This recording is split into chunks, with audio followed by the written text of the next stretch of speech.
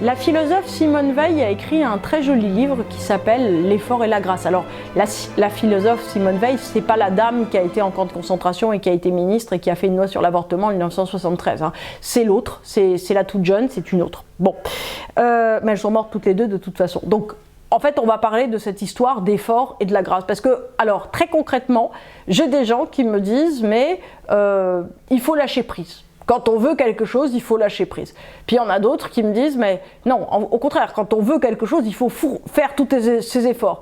En fin de compte, j'en ai des troisièmes qui me disent, de toute façon, arrive ce qui doit arriver, il n'y a rien à faire, on est tous coincés. Et puis il y a, Inch'Allah, de toute façon, il arrive ce qu'il faut, donc de toute façon, il n'y a rien à faire. Alors tout cela est vrai, mais on va essayer de mettre un petit peu d'ordre, parce qu'en fait c'est un petit peu compliqué à percevoir. Donc on va essayer de comprendre ce qui se passe, j'allais dire, déjà dans la structure, on va dire, qu'est-ce qu'on va dire de l'existence, j'allais dire du tissu humain, du tissu fondamental. Alors, déjà, il y a quelque chose de fondamental, c'est qui fait des efforts dans le thème. Alors, il y a plein de planètes qui font des efforts. Mars est une planète qui fait des efforts. Alors, déjà, il faut savoir qu'il y a une seule bonne manière de faire des efforts, c'est votre Mars en signe. Il y a une seule direction qui va servir, on va dire, de base, de structuration pour toutes les autres réussites de votre vie, c'est la maison de Mars. Donc on ne va pas parler de ça clairement tout de suite là aujourd'hui. En fait, ça c'est la structure de faire des efforts.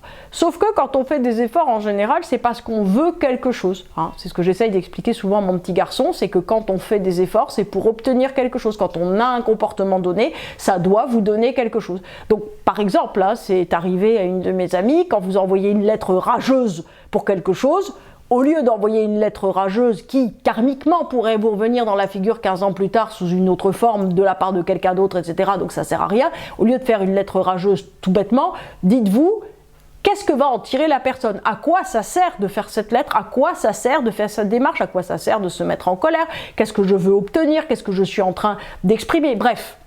Quand on fait quelque chose, tout simplement, même si ce n'est pas des efforts, c'est qu'on veut avoir un résultat. Tout cela est clair, je pense. Donc quand on fait des efforts, c'est qu'on veut particulièrement un résultat. Vous faites d'énormes efforts pour réussir un gâteau au chocolat, il est raté, c'est dommage. En fait, si vous voulez, ce qui se passe, c'est que quand on fait des efforts, d'une certaine manière, c'est un petit peu comme si on grimpait une échelle. On peut penser par exemple à l'échelle de Jacob. On grimpe sur une échelle et en fait, on tend la main.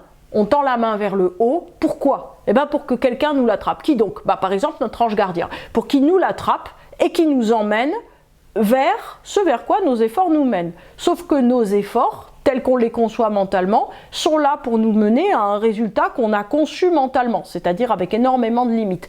Est-ce que ce résultat est le bon? Pourquoi il serait le bon? En fait, imaginez, on a un mental de ver de terre, d'accord? Donc tout le monde entier, pour nous, est vu comme un ver de terre, c'est-à-dire que globalement, on imagine qu'on est extrêmement malheureux quand il nous arrive quelque chose, ou extrêmement heureux quand il nous arrive quelque chose, et puis ça change, parce que sur Terre, les choses changent, c'est-à-dire qu'il n'y a pas de bonheur sans malheur, il n'y a pas de malheur sans bonheur. Ça, j'allais dire n'importe quel bouddhiste ou n'importe quel être humain un petit peu avisé vous le dira. Donc, au final, on fait des efforts vers un but, ce but est rarement atteint par nos efforts. En attendant, on a fait des efforts. Et qu'est-ce qui s'est passé, on va dire, techniquement, à la mesure des efforts qu'on a fait? Eh bien, à la mesure des efforts qu'on a fait, on a brûlé de la négativité en soi. C'est-à-dire que, globalement, si on imagine, vous voyez, si on prend la structure jungienne du petit moi et du grand soi avec un grand S, ou du petit moi et de votre ange gardien, appelez-le comme vous voulez, en fait, on doit rejoindre une version épurée de soi-même. Vous savez, c'est la meilleure version de soi dont on parle dans les magazines. Je ne suis pas sûre que ce soit la même chose dans les magazines. Admettons. Mais en tout cas, si vous voulez, on doit rejoindre, on va dire, le pas d'après pour soi. Ok. Donc on fait des efforts, en fait, pour rejoindre ça. C'est-à-dire qu'on fait des efforts, non pas pour un but, mais en vérité pour se transformer en vue d'avoir ce but. Ce faisant, on brûle une négativité qui nous permet, en fait, de nous aligner. C'est comme si on était capable de prendre un grand courant. C'est ce qui se voit en astrologie. C'est, en fait, on prend un courant et on est amené à un résultat. Ce résultat, est-ce que on en veut? Pas forcément. La question, si vous voulez, c'est que nous, en fait, on est le petit humain, j'allais dire, voilà, j'allais dire à l'étape 1, voilà. On fait des efforts, on arrive péniblement à l'étape 2. Comment on continue de penser? On continue de penser comme l'humain à l'étape 1 qui voulait son résultat, étape 1. Sauf qu'on est arrivé à l'étape 2 et que donc le résultat obtenu est différent puisque nous, on a changé. Donc en fait, si vous voulez, ce qui est très intéressant quand on commence à comprendre comment ça marche, j'allais dire les efforts et la grâce de l'autre côté, c'est-à-dire que vous faites des efforts pour, j'allais dire, enlever, replacer, c'est comme remettre en place, on va dire, tout un tas de pièces de puzzle, de manière ensuite à être pris en charge pour être amené à un autre palier de conscience qui va vous permettre de passer ensuite au palier suivant. Donc en fait, on ne peut pas à l'avance savoir à quoi vont servir nos efforts. On peut savoir à quoi on imagine qu'on voudrait qu'ils puissent servir, si vous me suivez dans cette circonvolution bizarre, et c'est très bien comme ça. Il n'y a aucun problème au fait d'avoir des convictions, des certitudes absolues sur la direction qui est la bonne pour nous.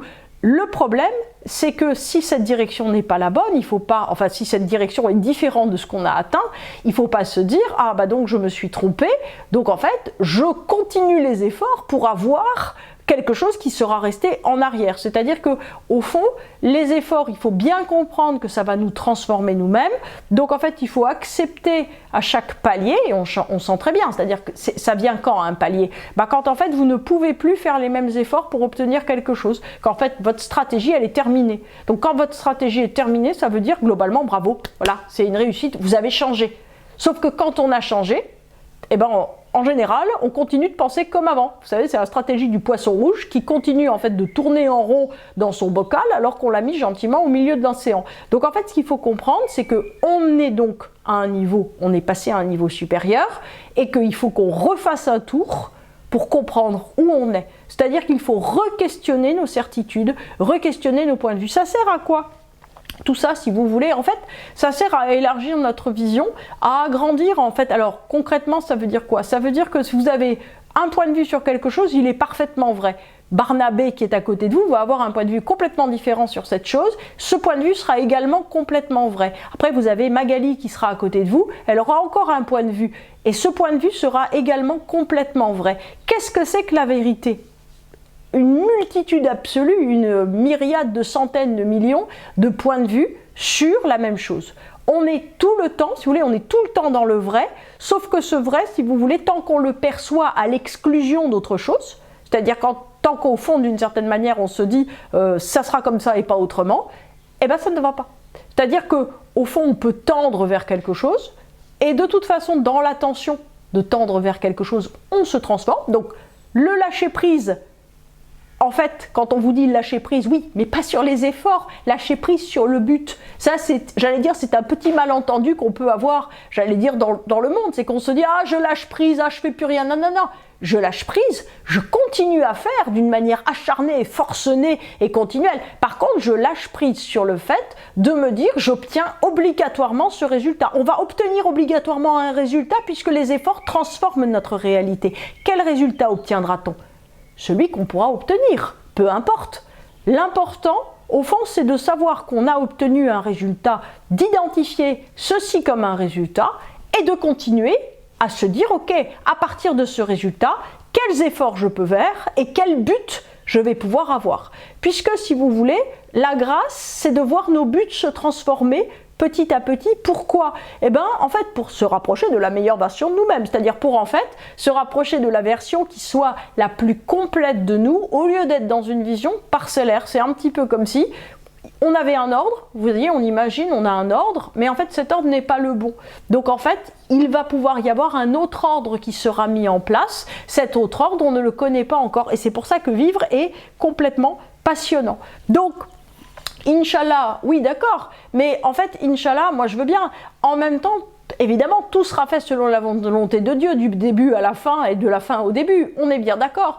Après, il faut comprendre que nous, on a une partie, c'est-à-dire que notre partie, c'est une espèce de partie, qu'est-ce que je vais vous dire, de brûlage de toxines. Vous savez, c'est comme quand vous faites un régime. Imaginons que vous vous trouviez un peu gros, ça peut arriver, surtout avant l'été, très bien, en fait, votre corps maigre, il est à l'intérieur du corps gros, on est bien d'accord, hein, il n'est pas en dehors, il est dedans. Sauf qu'il va falloir brûler des toxines, il va falloir faire un peu de sport, il va falloir en fait le remettre en forme. En fait, votre moi supérieur, il est dedans, il est à l'intérieur du corps où il y a un peu trop de bourrelets, de graisse, de machin. Donc en fait, on va le sortir. Mais pour le sortir, il faut faire des efforts. Et au fond, d'une certaine façon, il ne faut pas avoir peur de la transformation. Parce que très souvent, quand on fait des efforts, par exemple, on prend cet exemple effectivement de surpoids, souvent, moi j'ai des gens en consultation qui ont réussi à perdre beaucoup de poids. Mais, et c'est malheureusement souvent des femmes, et qui se disent « je suis toujours aussi vilaine, personne ne m'aimera ». Ou bien qui se disent « mais voilà, moi de toute façon je continue à pas faire attention comment je m'habille, etc. parce que je veux pas rentrer là-dedans ». Alors que, au fond, d'une certaine manière, le corps qu'on a, l'endroit où on vit, le métier qu'on a, tout ce qu'on vit en fait, nous influence, c'est-à-dire nous fait penser d'une manière parcellaire. Quand on fait des efforts, parce qu'on est secrétaire médical et qu'on se dit qu'on veut devenir par exemple secrétaire de chirurgien dentiste qui est plus spécifique, eh ben, on fait des efforts dans ce sens, on apprend des choses, on sait faire des gestes de soins, on sait faire pas mal de choses. Cet apprentissage va nous transformer. On ne sera plus la même personne. Au fond, ce qui est très intéressant dans la vie, c'est de voir que on traverse des myriades, des millions de myriades de vérités successives, qu'elles sont toutes vraies, qu'elles sont toutes à un éclat de conscience. C'est pour ça d'ailleurs qu'on a des millions de réincarnations, des milliards peut-être, puisque à chaque fois, on arrive à une vérité. Cette vérité, elle est essentielle. On se rapproche. On se rapproche de quoi? Pour moi, le but ultime est un but de plénitude totale, de paix totale, de ressenti intérieur, j'allais dire d'équilibre profond. Chacun peut dire ce qu'il veut. Au fond, vous pourriez vous dire, et c'est très intéressant aussi, puisque les efforts vous mèneront jusqu'à votre idée de la réussite. C'est-à-dire que si, pour vous, l'idée du bonheur, c'est une magnifique maison avec une piscine, je trouve que c'est très bien comme idée du bonheur personnellement. Si c'est votre idée du bonheur, eh bien allons-y. Mais sachant que quand vous aurez cette maison avec piscine, il y a une forte chance que le désir d'expansion, comment il va se manifester pour la suite? Il va se manifester en disant oh, « j'en ai une, c'est merveilleux, m'en faut une autre ». Voilà. C'est-à-dire que, en fait, si vous ne donnez pas une dimension supérieure à votre effort, à votre désir, eh ben en fait, vous allez vouloir le même. Vous avez un beau bébé, Barnabé, il est joli, etc., il grandit, vous vous dites « je veux un autre bébé ». Ou vous avez un chien, mon chat, dans mon cas par exemple, j'ai un beau Maine Coon, je me dis c'est trop merveilleux d'avoir un Maine Coon, je fais quoi? Un autre Maine Coon, un autre, j'en connais comme ça des gens qui en ont 47. Donc en fait l'idée, si vous voulez, c'est que il y a une tendance à la répétition du même, c'est-à-dire que quand on est parfaitement heureux avec quelque chose, on a beaucoup de mal à pas revouloir exactement la même chose, on n'a pas envie de cette évolution du but. Pourtant, l'évolution du but, alors vous pouvez avoir des Maine Coon, des Golden Retriever, des bébés, des maisons si vous voulez, mais veuillez quelque chose de plus grand derrière ça. Puisque si vous voulez à un certain moment, s'il n'y a pas quelque chose qui se surdimensionne, on va être condamné toujours à cette répétition du même.